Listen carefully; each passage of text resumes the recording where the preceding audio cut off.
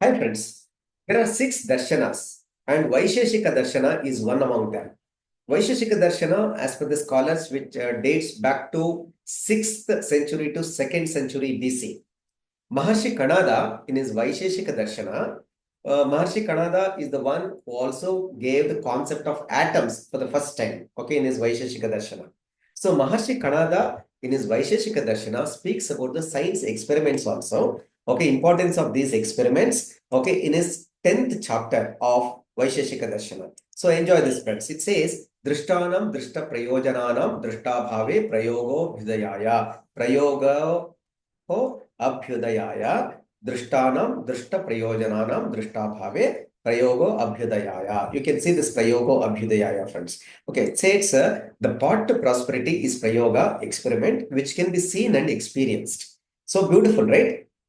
Then, not only this, he says, the next line, he says this, Tad vachanad amnayasya pramanyamiti. Tad vachanad amnayasya pramanyamiti. That is, the Vedas are the proof for this experiments. So beautiful, correct? So he gives the reference of the Vedas and says that the path to prosperity is prayoga and experiment.